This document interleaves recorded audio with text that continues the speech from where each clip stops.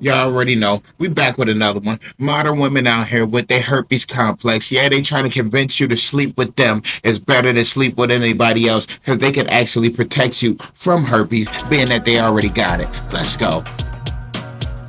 Okay, we are all dressed. Anytime you go on a first date, something to remember, you don't know this person, and this person doesn't know you. If this doesn't work out, who cares? You get to try again another time. So just remember that who you are is extremely valuable. Who you show up as is perfect. Nobody gets to judge you based off of that. And if anybody has an opinion of you, that is theirs to keep, and you get to leave out of there without holding on to any of it. So here we go. Now I'm getting my friends being like, who are you going on a first date with? That's a secret. Nobody knows. Everything about her seems amazing. She has a great personality, very beautiful lady. The only downfall is she has herpes. Every action has a consequence, and it might just keep you from a great future.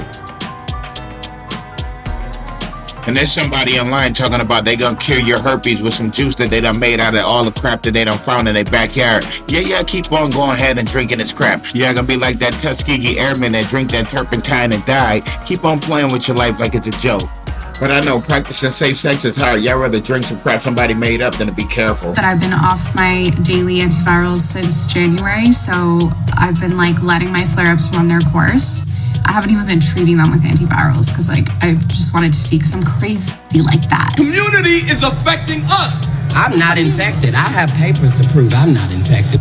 I hate that the world is trying to make it seem like everybody got it. No, everybody don't. It's just y'all nasty. Okay, so one of the most heartbreaking things that I see with those of us who get herpes is that people will just like completely take themselves out of the dating world. Two things actually. Removing yourself from the dating scene, and the other one is just like deciding that you're going to settle for anyone who accepts your herpes status. I want you to think about like if you had herpes orally, which I know people who have it orally can struggle in their own ways, and literally most humans have that, whether they get cold sores or not. Like I probably have it too. But when you have it orally, you wouldn't think about the fact that like you can never make out with someone again, you can never date someone again, no one's going to accept you, and you have to settle. And that's because we don't stigmatize it the same way or even understand it the same way, but we are just as much at risk of getting it genitally from people who have it orally, unless you don't engage in oral. But like, you have to remember that with herpes, you are not contagious most of the time. And I know that we think about and fear the whole viral shedding thing, but we only shed an estimated 5 to 20% of the year. And that varies from person to person. It depends on how often you get flare-ups and just your specific immune system. And shedding is the one that's hard to get our head around because like we can't really control it and we don't necessarily know when we're shedding. That's why we disclose to partners, because at any point in time, there could be a small risk, but that 80 to 95% of the time, you're not contagious and you're not shedding. The reason that you should remove yourself from dating just because you have it below. You can do and enjoy everything in exactly the same way. And just because there's more of a stigma based on where you have it,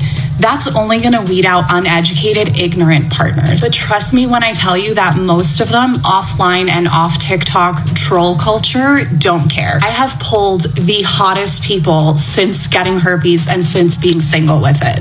It doesn't make a difference, but your energy and perspective around it will.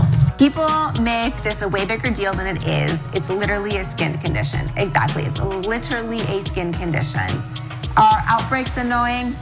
Yes. Not going to deny that. It's super painful, super uncomfortable. Don't listen to this nutcase. Trust me, you don't want that. I'm not going to beat around the bush on that one. Do I get frustrated when I get outbreaks? Yeah, I do. Not going to lie. But I look at it and I'm like, would I change it because of who I've become, because of who I've grown into, because of who I've been blessed to become through this diagnosis? No. She lying. Every time she have a breakout, she'd be like, I hate Tyrell Black ass. I have herpes. If I want to have unprotected sex, I have to tell them. I don't know how this is going to affect my dating life. I can't give birth vaginally if I have an outbreak. I don't fucking know how I'm supposed to tell my parents this. It's also just fucking painful. And I'm gonna have these outbreaks for the rest of my life. It was 1983. I was 20 years old, and I had my first herpes outbreak. To this day, it was one of the most excruciatingly painful experiences I have ever had. All I could do was sit around in a beanbag chair with no underwear on. And when I peed, I'd have to pee through a cardboard tube and dry myself with the hairdryer. It was so painful. And I was pregnant, so I was peeing a lot. Again, this was in the 1980s, and AIDS wasn't even a twinkle in sexually transmitted diseases eye. So it was like literally the worst STD that you could get. And as you know, that shit stays with you for life. Herpes is really common. It's way more common than most people think. I probably know more women who do have it than don't have it. You are not a bad person just because you have herpes. And if you're worried about what your parents are going to think, don't tell them. It's not their business. Or you can put it online and have people pay you to infect other people, like she did. I'm telling y'all, they are on some weird shit out here, and their logic is even more flawed. You're better off staying at home and practicing abstinence. Turn on your video game, go out there, shoot up a couple video game scenes, and then take your ass to bed. This Maserati cheeks. You already know. Check her armpit, because it might have lumps in there too. Mess around and give her a hug and end up with herpes.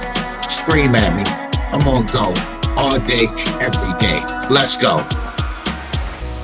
And as you know, that shit stays with you for life.